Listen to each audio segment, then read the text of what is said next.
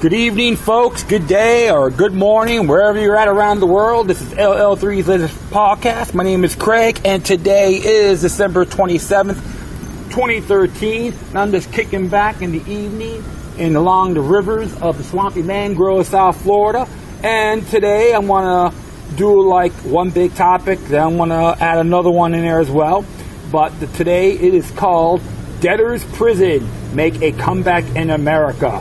And this was written by a gentleman named Sam Raleigh, who's a staff writer for Personal Liberty. And you can go to personalliberty.com or we'll post this on my Spreaker page for this episode as soon as possible. So let's begin. Debtors Prison make a comeback in America. Cash-strapped municipalities throughout the nation are wrong-headedly throwing residents into jail for failing to pay court-ordered fines, even when the taxpayer is costing jailing the debtors is higher than letting the fines slide.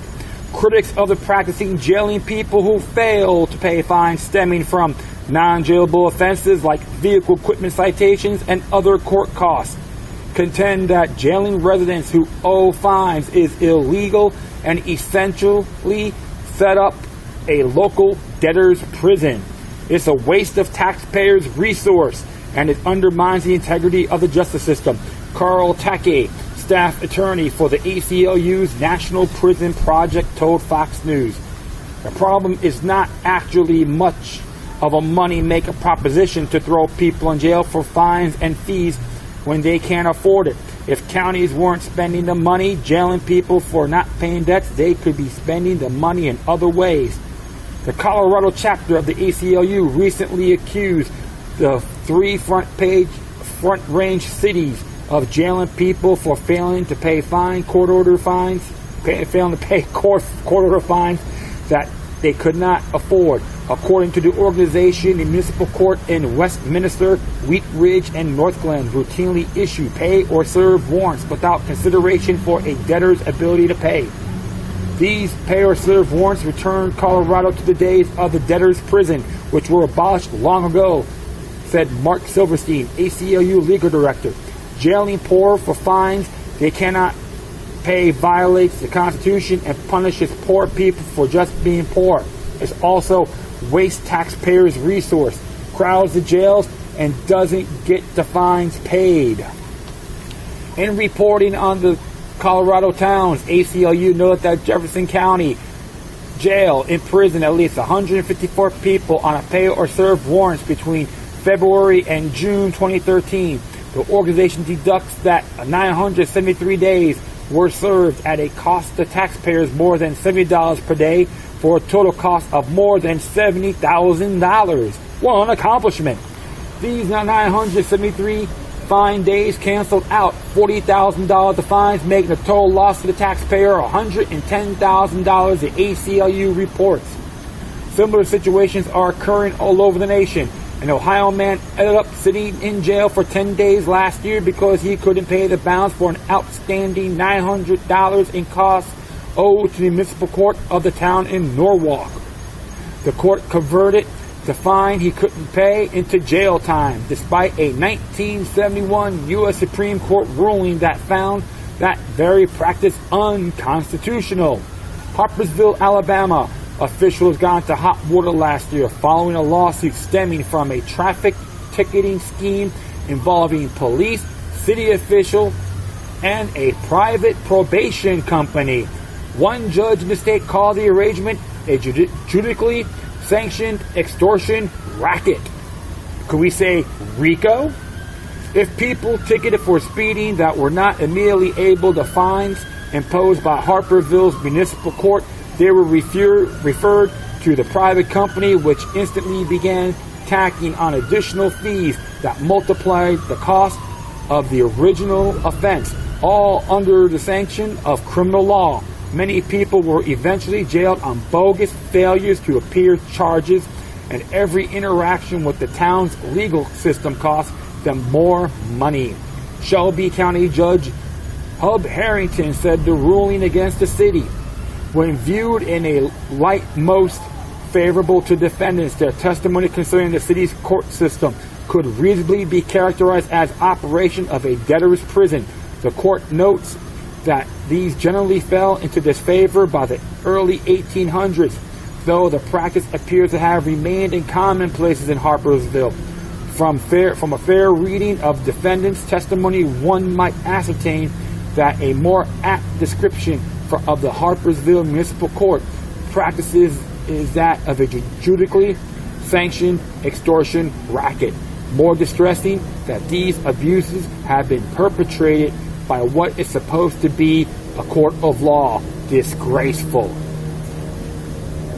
Can't argue about it, even though I have my disagreements with the American Civil Liberties Unions at times, but I'm with them side by side. That's how I look at it. And what's very disturbing with these whole debtors' prison, when I interpret it, it costs you, the taxpayers, more money, okay, than what the actual fine is. I call it RICO. All right, look that up under Black Law Dictionary. That'd be the Black Law Dictionary would be perfect under RICO. And I can tell you this. So far, I got 2 states. We'll do Colorado because I forgot to get Alabama's and Ohio's. But I recommend everyone go to the state constitution first. It should be under Article 1, Article 1 or 2. Usually called Bill of Rights or Declaration of Rights. So I could go by here, by Colorado Constitution, Article 2, Bill of Rights, Section 12, no imprisonment for debt. It reads, no person shall be imprisoned for debt unless upon refusal to deliver up his estate for the benefit of his creditors in such manner as shall be prescribed by law, or in cases of tort, or where there is a strong presumption of fraud. And we'll go to where I live, the great state of Florida's Constitution, Article 1, Declaration of Rights, Section 11, entitled Imprisonment for Debt. It reads, no person shall be imprisoned for debt except in cases of fraud. You know what's so funny about the municipalities and the states? They rather throw more people in prison for victimless crime laws, and most, like I say, victimless crime laws, okay, as long as it doesn't hurt others. I'm not talking about the environment, but other individuals, other human beings, especially minors. That's what they're usually focusing on. You want to keep your surplus? Repeal these damn victimless crime laws. They're a sham. And even if you're a juror in this subject, which I aforementioned, jury nullification. You want to clean it up? That's how you do it. Because you got bastards, even like this so-called private probation company, and of course you got the private prison firm like the CCA and Geo Group. What a concept! Throw them in. Victimless crime laws, throw them in. You know what I say? Treat them like they are garbage. Take a dump in their facilities or their representatives and see how they really feel. Now I'm saying that in satire, but stand for what's right. All right, my friends. You know what? Next thing I'm going to be talking about is from Judicial Watch blog, Corruption Chronicles. It's got released on December 27th of this year. JudicialWatch.org, that's the website. Great organization. No one's above the law, how they look at it. And this one's entitled, Rahm Emanuel's Handpicked Comptroller Guilty in Bribery Scheme. A public official chosen by President Obama's former chief of staff to oversee the finances of a major U.S. city faces more than a decade in jail for operating a huge kickback and money laundering scheme as Ohio's deputy state treasurer. Nevertheless, Chicago Mayor Rahm Emanuel, Obama's good pal and one-time White House chief of staff, hired the corrupt official, Amir Ahmad, to be Chicago Comptroller. If you recall, Emanuel left his presidential job to become mayor of the Windy City in 2011. Before joining the Obama administration, Emanuel served 3 terms in the U.S. House of Representatives and as a senior advisor in the Bill Clinton White House. Can someone in Cook County please defend defend why you're going to elect this stooge, Rahm Emanuel, who looks like a albino-looking version of Gonzo from the Muppets. Yet Emanuel claims through age he had no idea he was hiring a crook to supervise the city's finances, though the mayor refuses to comment on his friend's bribery scandal. Can you say I have something to hide? A Chicago newspaper reports that City Hall hired a new law firm to vet Ahmad, and it confirmed no criminal wrongdoing by the former Ohio Deputy State Treasurer. Ahmad, who resigned abruptly as Chicago Comptroller in July, joined the Emanuel administration in 2011. This week in the Cincinnati federal court, Ahmad pleaded guilty to bribery and conspiracy to commit bribery, money laundering, and wire fraud. The Fed said he used his Ohio government job to secure lucrative state businesses for his high school buddy in exchange for more than $500,000 in kickbacks. Besides facing up to 15 years in prison, Ahmad agreed to pay more than $3.2 million in restitution and $500,000 in fines, according to his plea agreement.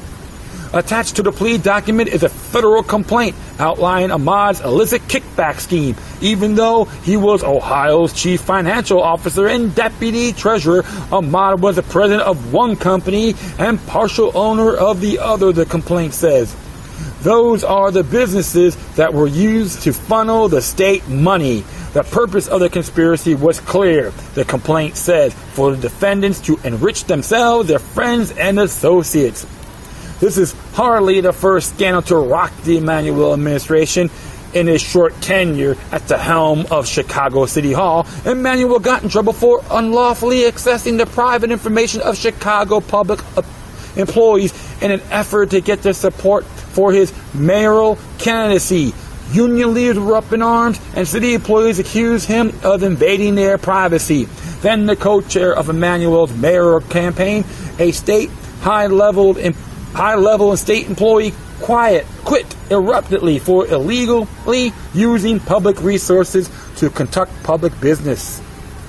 For his many transgressions, Emanuel has also appeared on Judicial Watch's annual Most Corrupt Politicians list. In 2010, Emanuel teamed up with his and then Deputy Chief of Staff Jim Messina to interfere with Senate elections in 2 states by offering federal appointments to persuade candidates not favored by Obama to abandon their campaigns. Emanuel was also Obama's chief negotiator with convicted Illinois Governor Rod Blagojevich as he tried to illegally sell Obama's former Senate seat to the highest bidder. Let's make a deal. According to the sworn testimony during Blagojevich's federal trial, Judicial Watch covered both Blagojevich's trials in Chicago federal court. The jury deadlocked in the first trial and convicted him of 17 corruption charges in the second. The disgraced politician is serving a 14-year sentence in a Colorado federal prison. This is my reply to this.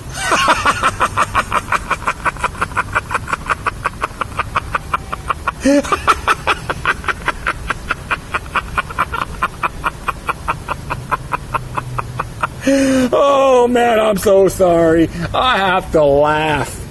You know, it's so hilarious. When you got a bunch of goombas or goonheads, they all think they're all a bunch of mafioso attributes. Don't worry. I treat them the same way as Boss Hogs. Very damn corrupt. And what really gets me in Chicago, how the hell that bastard, Rahm Emanuel, got elected to be mayor. All right? And I'll tell you this, my friends. The people in Chicago are waking up. Even in the black communities. I saw a little video about that when they called out Al Sharpton about Chicago. And they're saying, one person said, we can't go after the white people.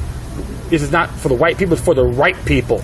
You know, that's how it's very interesting because even people in Chicago, in those black communities, are seeing the bigger picture. And you know what government means in Latin? Control of the mind. You know, I could tell all my fellow Chicagoans up there, if they're listening, everyone should go march down to the mayor's office and city hall and use the commissioners and his office as an outhouse. He's treating you like that. Why make it